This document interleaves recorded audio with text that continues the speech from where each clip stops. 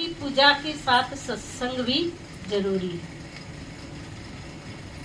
कहते कि राम नाम एक अंक है, सब साधन है सुन, और अंक रहे 10 गुण है, और अंक गए सब शून्य। भगवान का जो नाम है वो एक अंक है, और संसार के अंदर हम जो भी पूजा पाठ व्रत नेम उपवास करते हैं वो बताया एक शून्य की भांति है।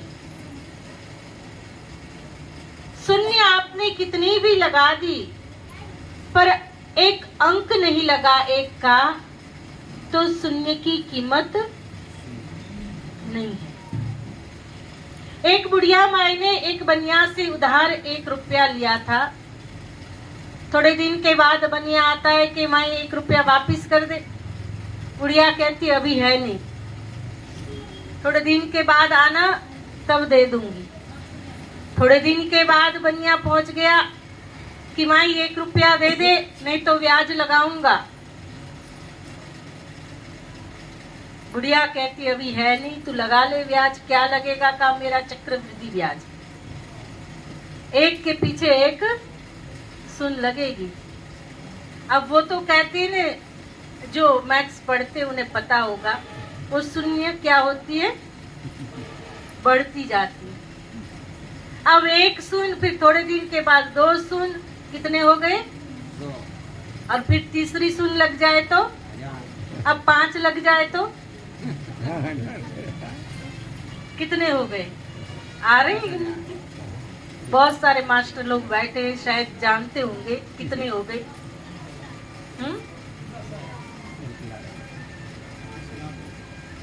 जो भी हुआ, 1 लाख हुआ चाहे 10 लाख हुआ, वो बनिया का है, हमारा तो है ही। अब बुढ़िया माई से कहते ला दे दे। अब बनिया मांगता है पर बुढ़िया के पास कुछ था नहीं, तो कहा तू पैसे नहीं देगी तो जमीन मकान में से वसूल करूं। कहा न मकान मेरा न जमीन मेरी, किसी के मकान में रहती हूँ, जमीन भी बोती हूँ तो किसी की लेके बोती हूँ, मेरे पास कुछ भी नहीं। कहा अब तो पंच बुलाना पड़ेगा, तू नहीं देगी तो। पहले गांव में पंच होता था और वो फैसला करता था। पंच बुलाया, बनिया ने अपनी फरियाद रखी, कंप्लेन जो भी थी कि बुढ़िया ने 1 रुपया लिया था, अब इतने हो गए नहीं दे रही है। पंचों ने पूछा बुढ़िया माई से, तूने 1 रुपया लिया था उधार? पहले 1 रुपया बहुत होता था ना, आने चलते थे ना, तो आनों को जोड़कर 1 रुपया होता था, और वो आज के लाखों से कम नहीं था। अब जब कहते बनिया ने पंचों को कहा, पंचों ने बुढ़िया माई से पूछा तुमने उधार लिया है कुछ? कहा हाँ। पहले के लोग सच्चे होते थे और उसी सच्चाई से कहती दुनिया चलती थी। बुढ़िया कहती हाँ 1 रुपया उधार लिया था। कहा मैं वापिस कर दे बनिया का रुपया? कहा वापिस तो कर दूं। आज तक बनिया जब भी आया और मुझे कहा कि ब्याज लगेगा, ये लगेगा, तो मैंने कभी मना नहीं किया कि मैं उसके पैसे नहीं दूं, उसका 1 रुपया दे दूंगी, हमेशा मैंने कहा है। आप पूछो बनिया को, बनिया ने कहा हमेशा कहा दे दूंगी दे दूंगी। तो बुढ़िया माई कहती है पंचों से, आज तक मैंने इस बनिया की बात मानी, आज इस बनिया को कहो मेरी एक बात मान ले। एक बात मान ले, उसकी मैंने 10 मानी तो एक तो मान सकता है। आपने किसी की 10 बात सुनी है तो एक आप उसकी सुनोगे और सुननी पड़ेगी और माननी भी पड़ेगी, वो आपको बांध ही लेगा।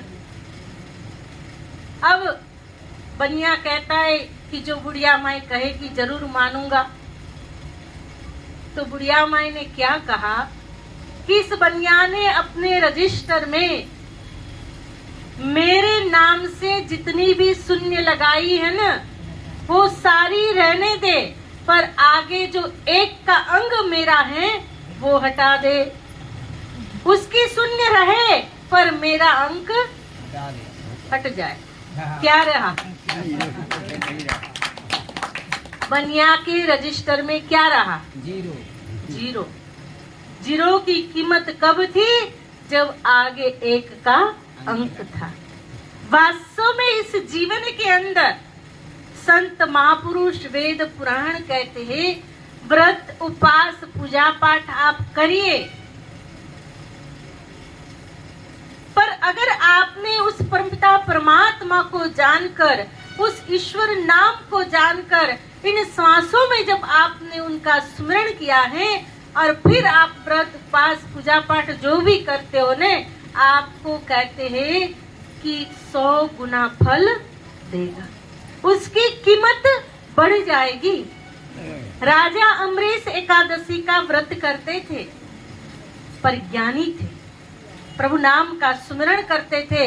और जब प्रभु नाम का सुमिरन करते थे तो जब उनके द्वार पर कहते दुर्वासा मुनि आए न, एकादशी का व्रत खोलना था, दुर्वासा मुनि आ गए, कहा महाराज रुक जाओ एक दिन, कल व्रत का पारायण करेंगे और आपको भोजन कराएंगे, साधु संत ऋषि मुनि है, दान दक्षिणा देंगे, व्रत खोलेंगे और फिर आप चले जाना। राजा अम्बरीश ने उन्हें रोक लिया। दूसरे दिन सुबह राजा स्नान के लिए चले गए, थोड़ा लेट हो गए। कहते हैं कि राजा ने दुर्वासा मुनि स्नान के लिए गए तो काफी समय हो गया पर वापिस नहीं आए। जब वापिस नहीं आए तो जो पंडित पूजा करा रहे थे तो वो राजा को कहते हैं कि अब आपका उपवास खोलने का समय हो गया है, अगर अभी नहीं खोला तो आप आज उपवास नहीं खोल पाएंगे, तो आप उपवास खोल लीजिए। तो राजा कहते ऋषि को भोजन कराए बिना मैं उपवास नहीं खोल सकता। तो एक मार्ग निकाला जाता है कि दुर्वासा मुनि नहीं आए, कोई बात नहीं राजन, आप एक तुलसी का दल और गंगा जल का चरणामृत ले लीजिए, जिससे आपका व्रत खुल जाएगा। और कहते हैं कि दुर्वासा मुनि की पूजा में भी कोई अड़चन नहीं आई।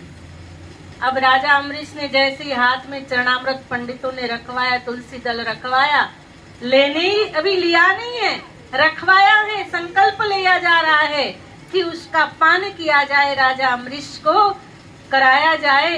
इतने में दुर्वासा मुनि आ गए।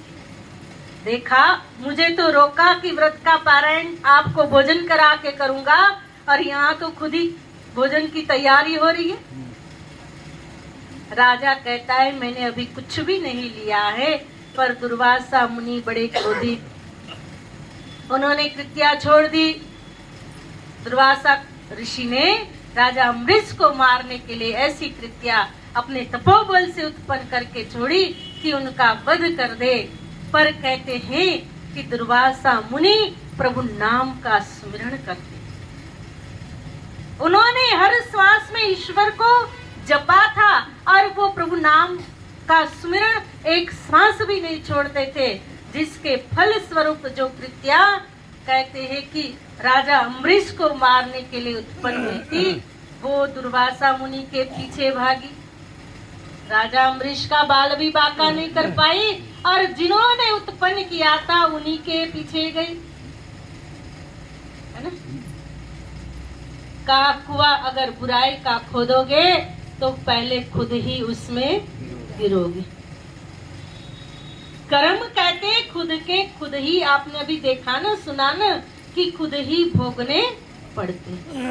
तब जब कहते हैं कि कृत्या जब दुर्वासा मुनि के पीछे भागी तो कहते हैं कि दुर्वासा मुनि भागने लगे इधर उधर, पर कहते वहां पर उन्होंने देखा कृत्या के साथ साथ कौन है, तो भगवान श्री हरि का सुदर्शन चक्र भी है। अब जाए तो कहाँ जाए। संत नारद जी कहते दुर्वासा मुनि को राजा अम्बरीश की शरण में जाओ, वो भक्त ही तुम्हें बचा सकता है। तब वापिस राजा अम्बरीश के पास आते, कहते राजा अम्बरीश से कि मुझे माफ करो, मैंने कहते हैं कि गलती कर दी, राजा अम्बरीश दुर्वासा मुनि के चरणों में गिर जाते कि मैं आपको कौन हूँ माफ करने वाला। सुदर्शन भी गया और कृत्या भी गई प्रभु कृपा से, पर राजा अम्बरीश का बाल भी बाका नहीं। तो वास्तव में कहते हैं जीवन के अंदर जब प्रभु नाम की कमाई होती है तो जीव की रक्षा होती है। रक्षा सूत्र है क्या? तो रक्षा सूत्र यही है कि एक विश्वास है, और वो विश्वास कब तेरे जीवन में आएगा? जब तू प्रभु नाम का स्मरण करेगा। ईश्वर पर विश्वास रखकर जब तुमने परमपिता परमात्मा के चरणों में अपना तन मन और धन समर्पित किया हुआ है, तो समर्पण ही तुम्हारी रक्षा करेगा। और इसीलिए भाई बहन का त्योहार भी कहता है कि समर्पण से ही जीवन की रक्षा है। छोटा सा ये सूक्ष्म धागा है, वो धागा है प्रेम और विश्वास का। पर आज समय बदल गया ना, धागा बनता है तो बहन पहले से इच्छा रखती है कि पता नहीं भाई क्या क्या दे दे, है ना। लेकिन कहते हैं कि नहीं, जीवन के अंदर कहते देखो ये रक्षा सूत्र रानी कर्णावती ने हुमायूं को बांधा कि उनके राज्य की रक्षा हो जाए। मुसलमान थे ना वो हुमायूं, पर बांधा। जब युद्ध के मैदान के अंदर राजा महाराजा जाते थे तो कहते उनकी पत्नियां उन्हें एक रक्षा सूत्र बांधती थी, टीका लगाती थी और ये कामना करती थी कि हमारे पति की भाई है या पति है जो भी युद्ध में जा रहा है उनकी रक्षा हो। सबसे पहले ये रक्षा सूत्र कहते हैं कि इंद्र की पत्नी सुची ने इंद्र को बांधा था। ऐसे ही राजा बलि को माता लक्ष्मी ने बांधा, जिससे कहते उन्होंने उनके पति को प्राप्त किया। तो वास्तव में कहते हैं कि ये पर्व हमें संदेश देता है कि जीवन में स्नेह प्रेम और करुणा को धारण करो, और अपने जीवन में जब कहते ऐसा प्रेम और विश्वास होगा तो अवश्य कहते हैं तुम्हारी रक्षा होगी। इसीलिए ये मौका मिला है ईश्वर भक्ति का, परमपिता परमात्मा के नाम का स्मरण करने का। तो संसार में कहते कर्म करिए पर प्रभु को समर्पण करके करें। भगवान कृष्ण कहते कर्म फलेषु मां कदाचिन, कि तू कर्म कर पर कर्म फल की इच्छा मत कर। और जब इच्छा का त्याग हो जाएगा ना तो कहते कोई भी कर्म तुम्हें बांधेगा। जहां आपने अपनी इच्छाओं को बांधा, साधु महाराज ने अपनी इच्छा को बांध रखा था कि मुझे इससे भंडारा करना है। अगर उस समय कहते हैं पहले ही वो धनराशि देख लेते और उसके बाद अपनी इच्छा को व्यक्त करके उसी के हिसाब से कर्म करते तो न कहते उनका दूसरा जन्म होता, न कर्म बंधन में इतना फंसना। तो विवेक जीवन के अंदर संत कृपा से, प्रभु कृपा से प्राप्त होता है। इसीलिए ऐसी संगति में बैठकर अपने विवेक को हमेशा जागृत रखें। बिन सत्संग विवेक न होई और राम कृपा बिन सुलभ न सोई, कि बिना भगवान की कृपा ये सुलभ नहीं है। इसीलिए सत्संग की जीवन में आवश्यकता है। तो हमें भी बार बार सत्संग प्राप्त होता है तो हम प्रभु नाम का स्मरण करें, ईश्वर का भजन करें और अपनी आत्मा का कल्याण करेंगे।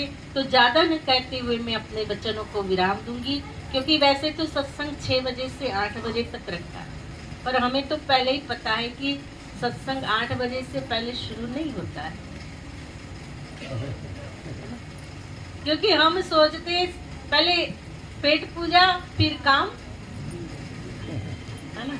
कबीरदास जी कहते हैं जो कुछ देखा सो 2 रोटी में, पहले खा पी लो फिर बैठेंगे सत्संग में, चाहे नींद में सोए, चाहे आलस में बैठे, चाहे इन कानों से प्रभु महिमा सुने या न सुने, बस हमें जाना है, अपने कर्म को करना। पर वो भी एक बहुत अच्छी बात है, सेठ जी ने 3 ही शब्द सुना था, आइए बैठिए और जाइए। रात को सो गए, चोर आए घुसे जैसे अंदर, है ना, तो सेठ जी कहते आइए आइए, चोरों को बुला रहे। चोर कहती ये लग रहा है जग रहा है सेठ। अब जब सामान बांधा ना और बांधने के लिए बैठ रहे थे तो सेठ जी ने कहा बैठिए बैठिए। चोरों को विश्वास हुआ, लग ही रहा है जग रहा है सेठ, है ना। अब कहा क्या करे, सेठ जग रहा है, शायद देख लिया होगा। अरे छोड़ो इन सब सामान को, चलो भागो यहाँ से। तो सेठ जी कहते जाइए जाइए जाइए। चोर तो अब और जोर से भागे, सामान वही रह गया। सेठ जी सुबह उठकर देखते सामान बंधा हुआ, ये क्या हुआ। चोर सुबह सुबह आ गए सेठ जी के पास, पैर पकड़ लिया, महाराज माफ कर देना। कहा क्या हो गया, रात को आए थे चोरी करने, आपने हमें देख लिया, आपने कहा आइए बैठिए और जाइए। सेठ जी विचार करते हो ये 3 शब्द तो सत्संग में सुने थे, सत्संग में सुने थे ना 3 शब्द कि आइए बैठिए और जाइए। पर आज सत्संग ने मेरे जीवन के अंदर मेरा माल भी बचाया और मेरी जान भी बचाई। सत्संग का फल परम अनुपम है, इसीलिए कहा सत्संग परम तीर्थम सत्संग परम पदम तस्मात् सर्व परित्यज्य सत्संग सतत कुरु। सत्संग सारे तीर्थों का राजा है, पद्म है जिनको निचोड़ने से अमृत प्राप्त होता है। इसीलिए कहा सत्संग सब कुछ छोड़कर भी, तस्मात् सर्व परित्यज्य, सब कुछ छोड़कर भी मनुष्य को सत्संग में बैठना चाहिए, प्रभु नाम का स्मरण करना चाहिए। हजारों काम छोड़कर व्यक्ति को कहते हैं स्नान कर लेना चाहिए, लाखों काम छोड़कर व्यक्ति को भोजन कर लेना चाहिए, और करोड़ों काम छोड़कर व्यक्ति को प्रभु नाम का स्मरण कर लेना चाहिए। तो आप सभी भी हजारों करोड़ों काम हैं, पर साथ में प्रभु नाम का स्मरण अवश्य करें। काम तो होते ही रहेंगे, पर प्रभु ने ये जीवन दिया है वो बार बार नहीं मिलेगा। इसीलिए प्रभु स्मरण करके अपनी आत्मा का कल्याण करेंगे। तो हमारे विवेक भाई आप सभी को एक छोटा सा भजन सुनाएंगे और उसके बाद हम सभी आरती करेंगे। बोलिए श्री सद्गुरुदेव महाराज की जय।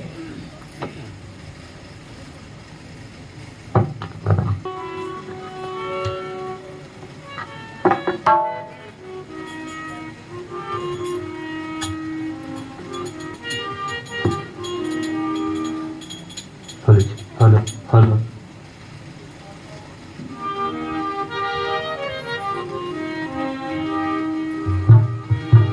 हेलो प्रेम से सद्गुरुदेव जी महाराज की जय। हेलो हेलो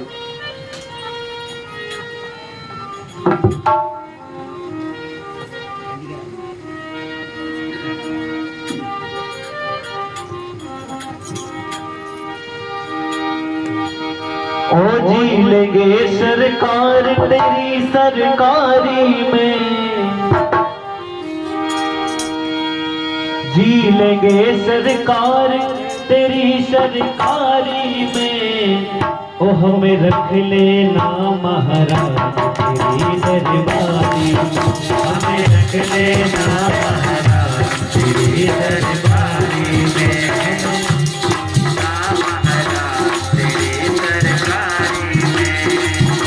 लेंगे सरकार तेरी सरकारी में, लेंगे सरकार तेरी सरकारी में, जी लेंगे सरकार तेरी सरकारी में, जी लेंगे सरकार तेरी सरकारी में। हमें रख लेना महाराज तेरी दरबारी में, हमें रख लेना महाराज तेरी दरबारी में। ओ हमें रख लेना महाराज तेरी दरबारी में, हमें रख लेना महाराज तेरी दरबारी में।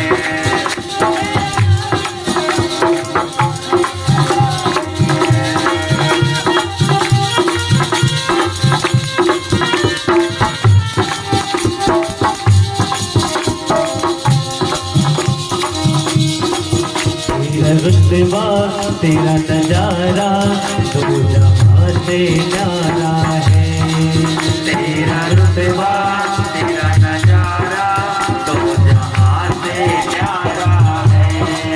तेरा रुतबा तेरा नजारा दो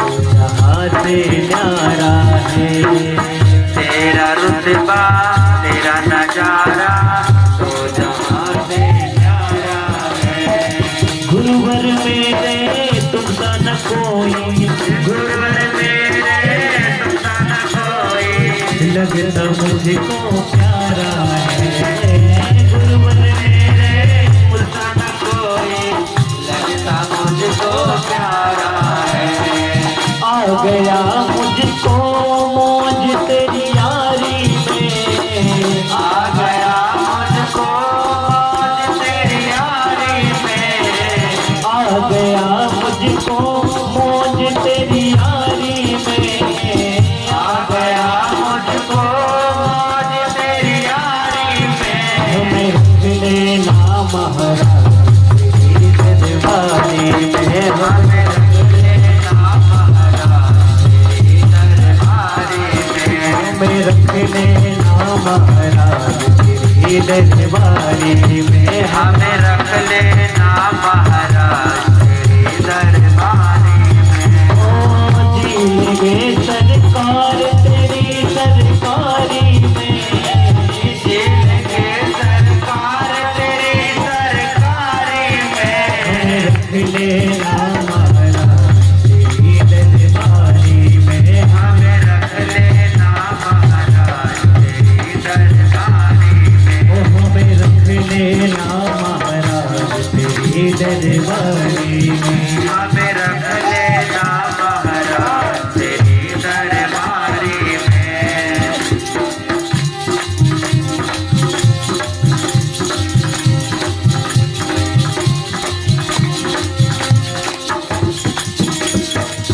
तेरी कृपा हो जाए घर जग में तेरा नाम करूं, तेरी कृपा हो जाए जग में, जग में तेरा नाम करो। तेरी कृपा हो जाए घर जग में तेरा नाम करूं, तेरी कृपा हो जाएगा जग में तेरा नाम करो। तेरा इतनी शक्ति सदगुरु आपसों से ना डरूं, तेरा इतना शक्ति सद्गुरु आप से ना डरो। हंस नाम रोशन करूं दुनिया सारी में, हंस नाम रोशन करो दुनियादारी में, हमें रख लेना महाराज तेरी दरबारी में, हमें रख लेना महाराज तेरी दरबारी में, ओ हमें रख लेना महाराज तेरी दरबारी में, हमें रख लेना महाराज तेरी दरबारी में। ओ जी लेंगे सरकार तेरी सरकारी में, झील के सरकार तेरी सरकारी में, हमें रख लेना महाराज तेरी दरबारी में, हमें रख लेना महाराज तेरी दरबारी में, हमें रख लेना महाराज तेरी दरबारी में, हमें रख लेना महाराज तेरी दरबारी में, ओ हमें रख लेना महाराज तेरी दरबारी में, हमें रख लेना महाराज तेरी दरबारी में, ओ हमें रख लेना महाराज तेरी दरबारी में, हमें रख लेना महाराज तेरी दरबारी में। प्रेम से बोले सद्गुरुदेव जी महाराज की जय।